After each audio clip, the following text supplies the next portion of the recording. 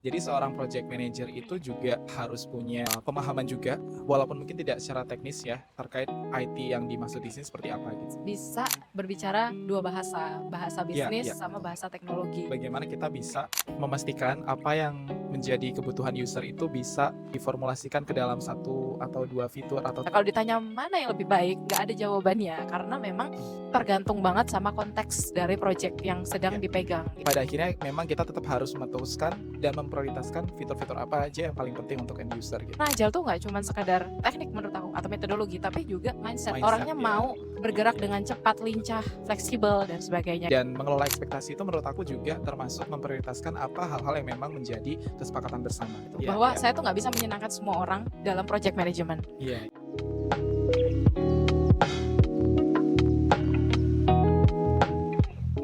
Hai teman-teman. Hai. Sekarang kita co-host. Ya Ya. nggak sih? Karena sekarang bukan saya yang akan nanya-nanya, tapi kita akan mengingat kembali memori waktu kita debat di kelas project management terkait Agile dan Waterfall waktu Iya. itu. Tapi ini akan lebih broad terkait dengan profesi IT Project Manager. Yes. Nah, sebenarnya secara positioning saya tuh udah kalah duluan teman-teman, karena Jimmy ini emang pekerjaannya dulu sebelum kuliah itu adalah IT Project Manager. Ya, mengelola project lah ya intinya terkait dengan IT. Sedangkan saya ya gini-gini aja. Oke, tapi nggak apa-apa. Dengan bekal ilmu yang pernah saya pelajari yang nggak terlalu banyak itu, saya akan mencoba mendebat Jimmy. Oke, jadi kita akan bahas terkait dengan IT Project Management. Mungkin kita mulai dulu dari aku dulu yang nanya ya, Jim ya. Boleh. Oke, jadi siapkan diri untuk menjawab. Oke. Ya, Jim, project management khususnya terkait IT ini ilmu yang kayaknya dalam beberapa tahun terakhir jadi semakin penting karena makin banyak project IT yang dikelola. Karena seiring dengan perkembangan teknologi memang jadi makin perlu kan untuk mengelola project-project terkait IT. Nah, pertanyaannya adalah apa sih yang bikin IT project management itu biasanya lebih perlu pendalaman khusus juga gitu. Nggak bisa sekedar hanya berbekal ilmu project management saja gitu. Mungkin yang ada di pikiranku pertama kali ketika mendengar IT project management itu adalah melihat lingkungannya gitu. Jadi emang kalau dari pengalaman pribadi sebelumnya lingkungannya itu memang dituntut untuk bisa agile ya. Jadi emang salah satu prinsip yang kita pegang bagaimana tiap kali kita ada development terkait software ataupun produk dalam bentuk aplikasi atau website, kita selalu bisa dituntut untuk bisa agile gitu. Jadi maksudnya adalah project apapun itu, kita juga harus bisa beradaptasi dengan perubahan, dengan kebutuhan yang itu bisa berubah-ubah gitu kan.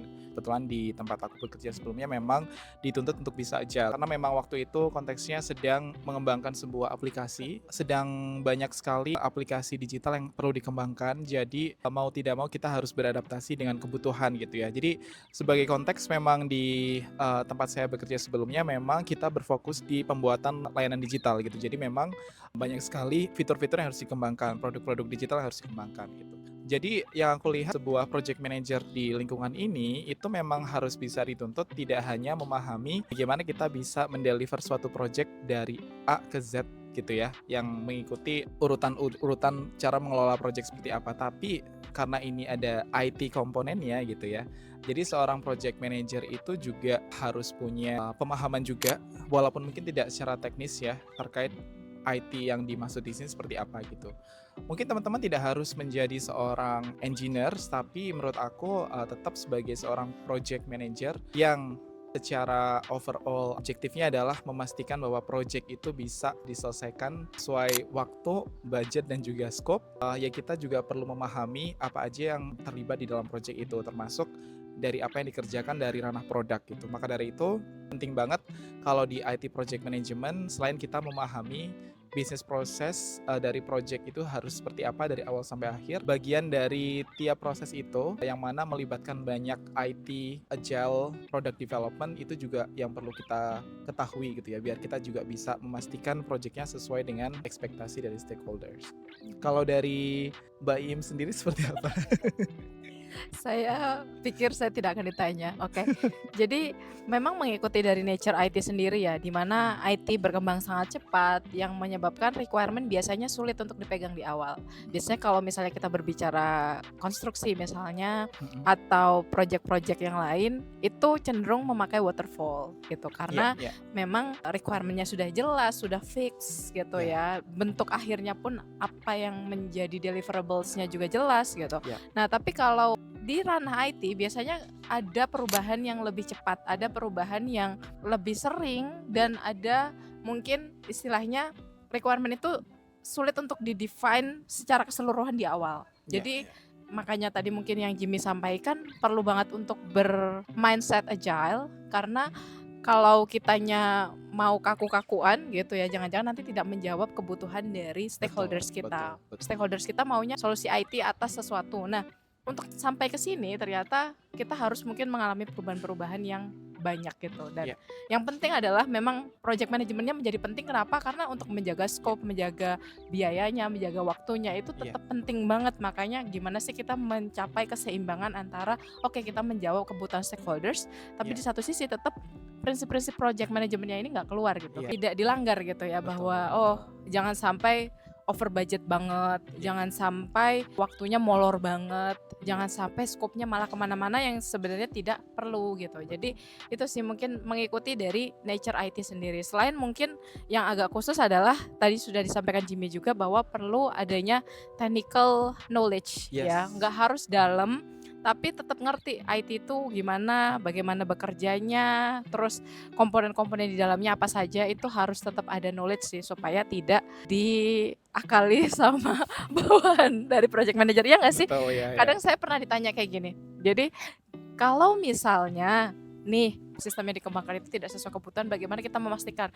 Oke, Ya kalau secara fungsionalitas mungkin bisa ya diuji gitu. Kita ngelihat oh ya berfungsi berfungsi berfungsi. Nah, misalnya aspek lainnya keamanan, privacy dan iya sebagainya itu kan bagaimana membuktikannya ya kita harus ngerti teknisnya lah iya. sedikit-sedikit. Betul betul ya. Atau kalau di tadi sempat kita diskusi sebelum mulai episode ini adalah ya punya technical leads gitu ya, Iya punya betul. ahli Ya yang ngerti teknis di bawah kita gitu. iya Untuk mendukung kalau kita butuh decision terkait yang teknis itu dia bisa ngasih iya iya. Betul. laporan ke kita atau ngasih insight ke kita gitu. Iya itu setuju banget sih. Maksudnya dengan adanya istilahnya pendamping yang maksudnya punya level yang juga sama kayak kita dalam artian adalah mensupervisi di ranah masing-masing. Kebetulan di lingkungan aku kerja sebelumnya adalah untuk product delivery memang di lead oleh project manager yang mana itu aku sendiri. Kalau untuk product development itu ada product manager. Jadi selain kita memahami tadi ya terkait technical knowledge terkait IT itu seperti apa, punya orang yang sudah punya kapabilitas di situ itu bisa menjadi istilahnya tangan kanan kita juga ya untuk memastikan bahwa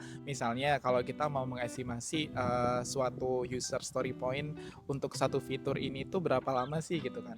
Mungkin kalau kita nggak punya technical knowledge kita bilang 3 minggu lah itu udah nggak masalah gitu ya. Tapi kalau kita ada subject matter experts ya istilahnya atau product manager tadi itu yang bisa lebih memverifikasi dan jauh lebih make sense ya akhirnya oh kita bisa yakin pula gitu kan di akhir 1 bulan kita udah bisa misalnya deliver 2 fitur gitu misalnya gitu. Jadi penting banget seperti yang dibilang oleh Mbak Im tadi untuk punya technical leads ya orang yang paham terkait technical skill dan mereka juga bisa nge-lead gitu kan. Dan itu yang menjadi partner kita untuk bisa memastikan project di tiap milestone yang akan kita capai nanti itu bisa berjalan sesuai dengan plan gitu. Oke, Jim, saya pernah dengar nih, kalau ditanya apa sih satu skill yang paling penting dari seorang project manager, termasuk mungkin IT project manager. Waktu itu dijawabnya adalah project manager skill yang paling penting adalah komunikasi. Iya, Jimmy setuju nggak?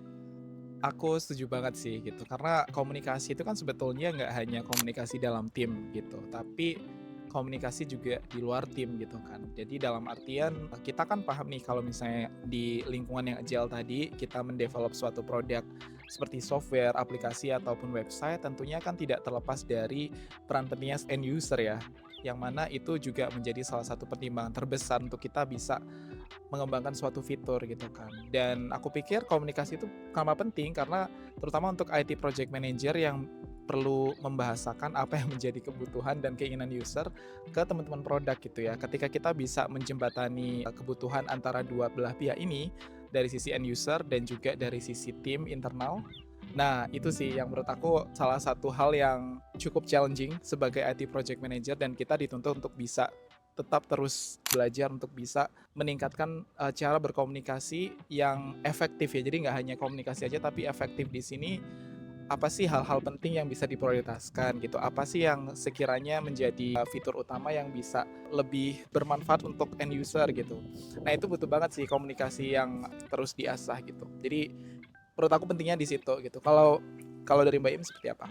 Ya, sepakat ya. Jadi kalau melihat nature-nya orang IT, mereka biasanya lebih quiet. Jadi kita harus bisa berbicara dua bahasa, bahasa Iya, bisnis iya, sama betul. bahasa teknologi gitu ya. Walaupun kita nggak expert banget, tadi udah disebut di pertanyaannya sebelumnya, Mm-mm. tapi paling nggak kita bisa berbicara bahasanya mereka. Itu akan Iya, sangat bagus kalau kita bisa jadi jembatan ya, menerjemahkan antara maunya sisi bisnis seperti apa, mhm, terus secara teknologi nanti seperti apa gitu. iya, Nah, nanti mungkin secara breakdown teknisnya akan ada leads yang memang teknis gitu. iya, Tapi dari sisi kitanya kita ngerti juga gitu. hmm, Bagaimana sih membahasakan itu ke dalam bahasa IT gitu ya. iya, iya, Nah, betul. itu gunanya mungkin kalau misalnya kita udah niat nih untuk menjadi project manager di bidang IT, ya memang harus belajar bahasa IT juga gitu. Betul. Paling enggak belajar bahasanya dulu lah ya Iya, gitu. iya. Nah, oke.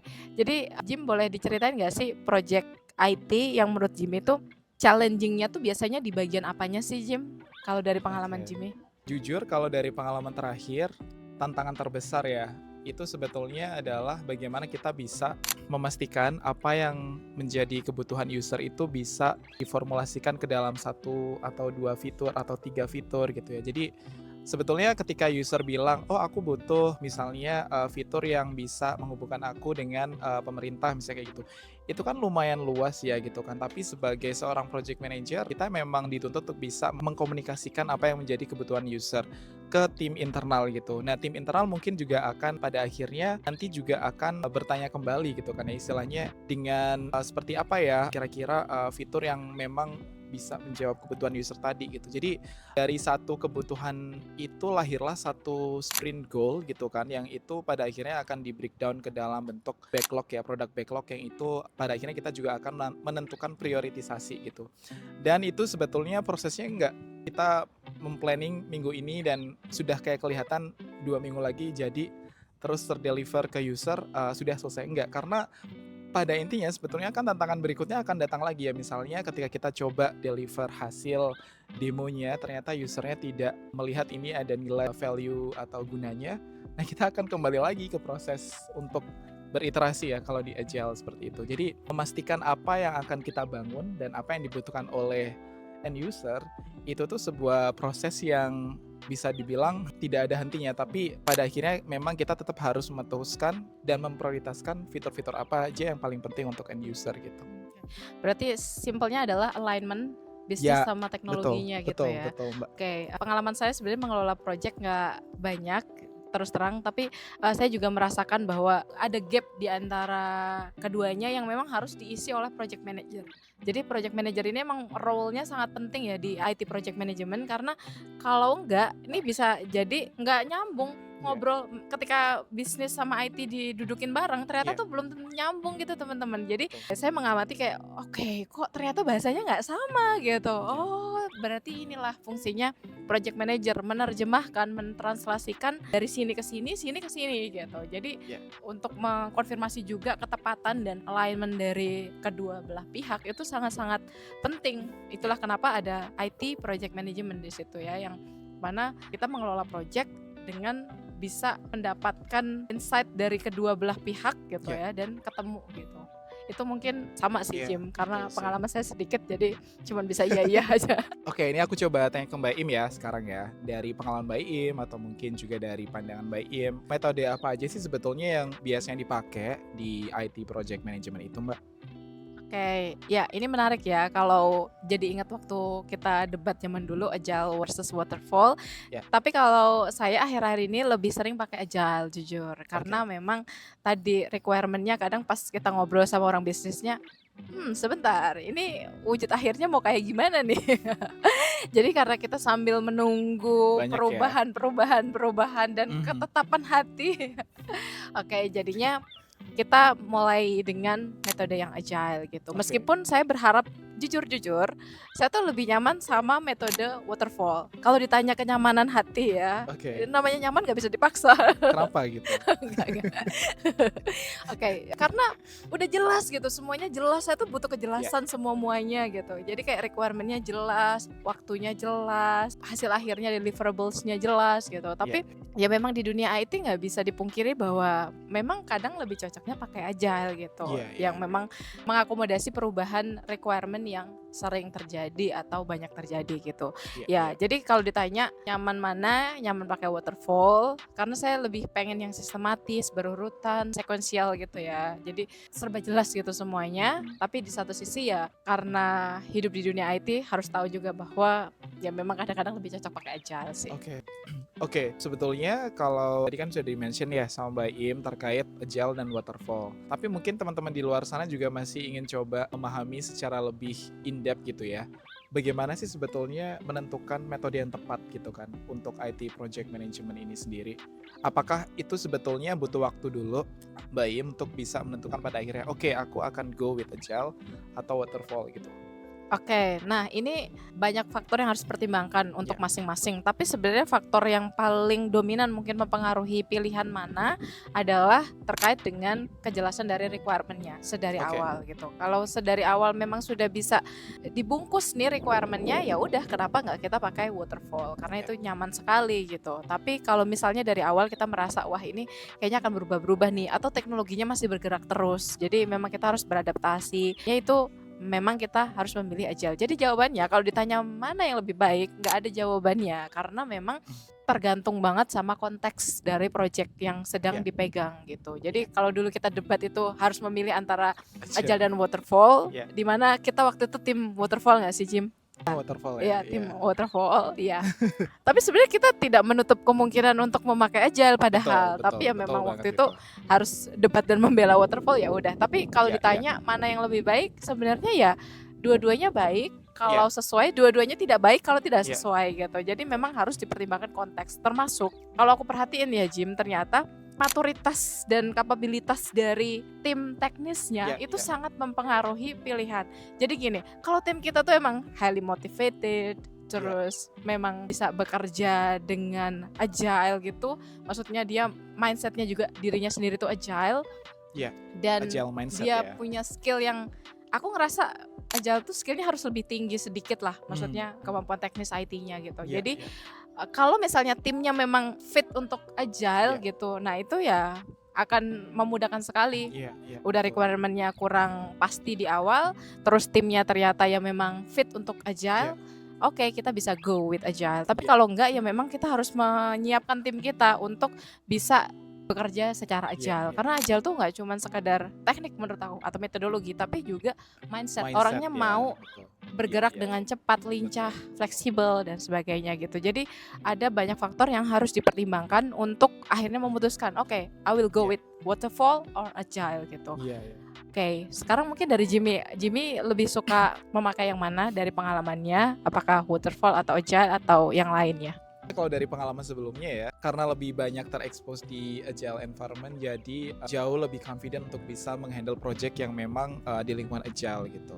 Walaupun sebetulnya menurut aku waterfall itu juga salah satu metode yang tidak kalah penting gitu ya, apalagi kalau untuk perusahaan yang memang udah punya project yang skalanya lebih besar gitu, yang mana itu dari sisi resiko juga lebih tinggi dan mungkin butuh planning yang jauh lebih rigid atau lebih detail gitu di awal.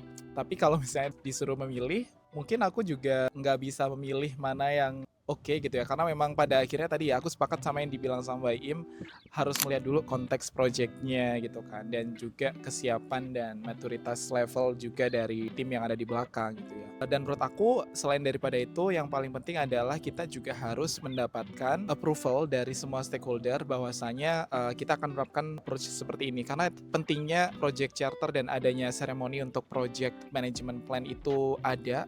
Itu adalah salah satunya memastikan semua stakeholder sudah memahami bahwa apapun yang akan dilaksanakan di project itu mereka sudah aware, sudah tahu gitu kan, termasuk dengan approach apa yang kita pakai. Aku pikir ketika semuanya udah paham, kita juga akan bisa bergerak seirama gitu ya. Jadi nggak ada yang ceritanya mungkin 2 atau 3 staff berpikiran ini harus terplan banget, yang lain nggak apa-apa, kita fleksibel aja dengan perubahan gitu. Jadi harus juga ada official approval juga yang memastikan semua stakeholder itu aware gitu ya dengan hal ini. Aku sepakat banget tadi ada poin yang insightful yang Jimmy bawa terkait dengan size dan complexity sebenarnya. Jadi Ya. kalau project semakin besar ukurannya dan semakin kompleks projectnya, arah tendensinya lebih bagus pakai waterfall. Yes, betul, Ya betul. karena Ya, apalagi kalau stakeholdersnya banyak, udah mendingan diikat dari awal ya. Ini project gede, stakeholdersnya banyak, kompleks banget. Mendingan yuk kita punya satu requirement yang sudah disepakati dari awal, iya, betul. udah ya planningnya lebih rigid tadi disebutin sama Jimmy, ketimbang kalau misalnya projectnya lebih size-nya nggak terlalu besar, Ya, tidak terlalu kompleks, stakeholdersnya lebih kecil gitu. Mungkin itu salah satu faktor yang juga perlu dipertimbangkan ketika kita memilih waterfall atau agile. Tapi intinya kedua-duanya ada pro and cons-nya, dan mana yang lebih cocok itu harus memang case by case kita betul. review gitu. Projectnya Betul, kayak gini, betul. cocoknya gini, dan benar yang tadi Jimmy sampaikan, harusnya semua sudah on board atau paling nggak terinfo. Kan nggak semua hal harus disepakati semua orang, ya nggak sih? Tapi yang stakeholders paling penting itu harusnya menyepakati, dan yang lain-lainnya mungkin stakeholders lain terinformasi gitu ya, bahwa oke, kita akan menggunakan ini. By the way, jadi inget di stakeholders management itu kan kalau kita berpikiran tentang mengelola stakeholders, kebayangnya stakeholders yang dipertimbangin tuh banyak banget gitu, Jim. Tapi nggak semua orang itu harus kita senangkan hatinya, ya nggak sih? Karena itu mungkin salah satu hal yang saya pelajari, dan saya belajarnya cukup the hard way gitu, bahwa saya tuh nggak bisa menyenangkan semua orang dalam project management. Karena memang stakeholders kita pasti maunya macam-macam, dan we have to say no sometimes. Iya, betul. Oke, fitur ini nggak perlu, fitur ini ternyata udah ada di sini kok, atau kita nggak perlu bikin database baru, kita tarik aja kalau data ini dari sini dan sebagainya.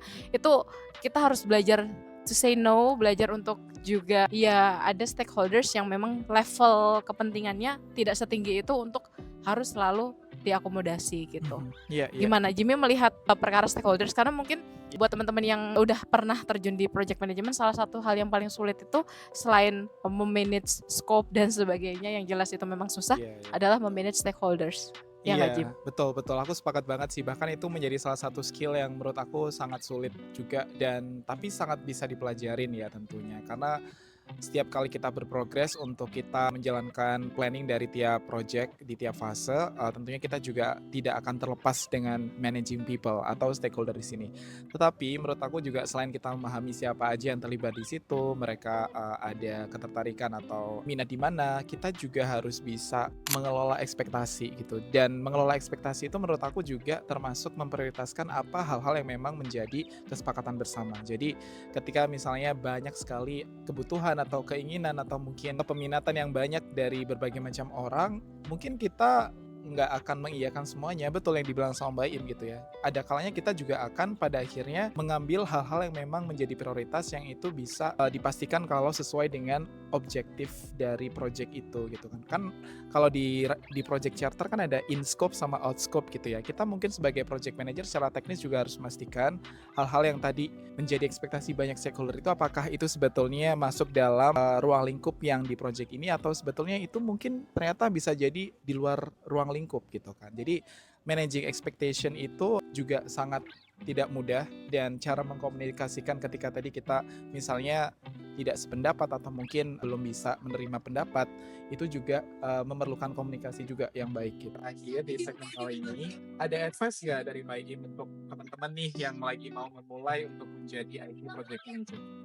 Sebenarnya pertanyaan ini lebih cocok diajukan Jimmy, jadi nanti akan saya balik karena saya juga mengelola project yang terlalu banyak ya, tapi sedikit yang mungkin bisa di-share dari orang yang tidak punya banyak pengalaman ini adalah saya belajar bahwa pentingnya untuk berbicara dua bahasa, jadi bahasa teknis maupun bahasa bisnis. Dan saya sangat bersyukur waktu S1 saya akuntansi, saya belajar tentang keuangan karena saya bekerja di instansi yang banyak ngomongin tentang keuangan. Tentu saja pemahaman saya terkait bisnis dari keuangan ini sendiri sangat-sangat membantu saya untuk berbicara dengan stakeholder saya.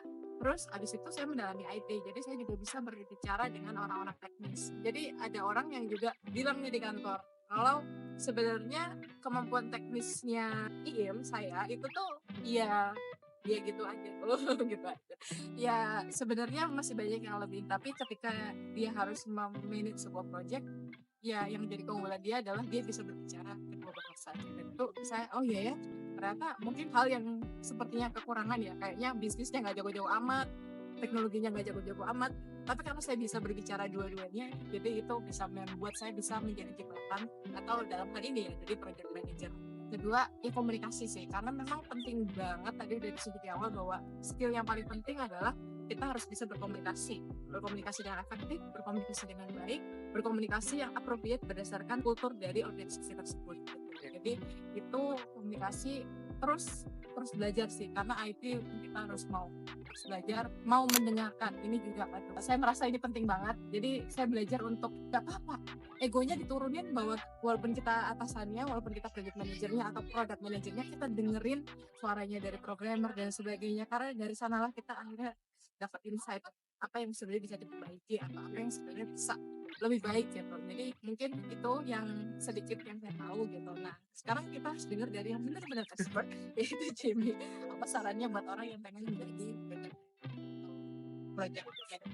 Ya, tadi kalau Mbak Im udah ngomongin terkait pentingnya effective communication, kemudian memahami bahasa bisnis dan juga IT, dan yang terakhir adalah active listening. Kalau dari aku pribadi, mungkin kalau misalnya teman-teman ingin mencoba memulai menjadi IT project manager, mungkin teman-teman yang kebayangin udah punya gambaran project manager itu seperti apa, mulai dari tiap fase inisiasi, planning, execution, monitoring, controlling, dan juga closing. Nah, yang menjadi challenge dari aku adalah bagaimana teman-teman bisa memahami dari tiap fase project management itu ada elemen IT seperti apa aja sih gitu yang sekiranya perlu diketahui gitu ya. Nah, diketahui di sini mungkin teman-teman bisa melihat terms agile yang biasanya dilakukan di banyak company seperti apa. Dari bekal teman-teman udah punya informasi ataupun pengetahuan terkait project management, mulailah pahami di tiap fase itu kira-kira ada terms apa ya di ranah IT yang bisa diperkaya.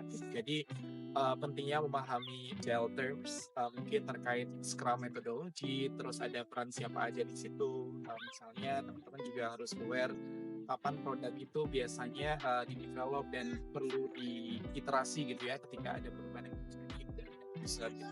Jadi menurut aku dengan berbekal dari project management knowledge yang udah punya, jalan selanjutnya adalah bagaimana itu bisa di-leverage lagi ilmunya, tapi dalam konteks yang lebih IT kontekstual gitu ya. Jadi memahami environment di IT project itu juga harus tahu apa aja komponen penting, pengetahuan di situ yang ada.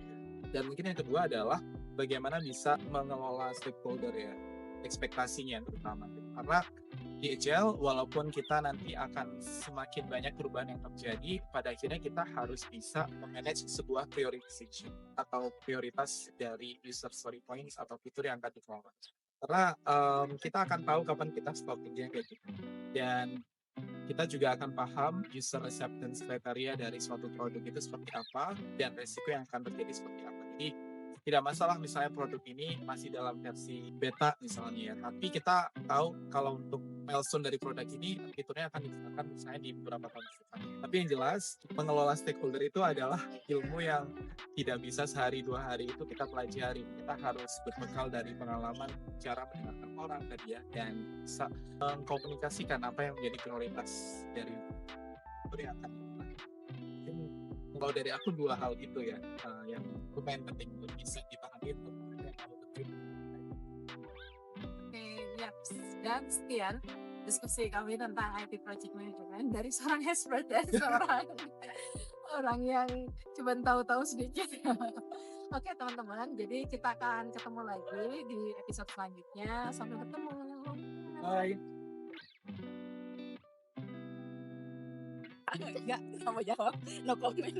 Ya udah teman-teman, mungkin itu aja ya kalau episode kali ini. Nah, pertanyaannya adalah, Jim sebenarnya makan siang yang enak apa? Nanti klimaks banget. Agak surprising ya, mohon maaf teman-teman.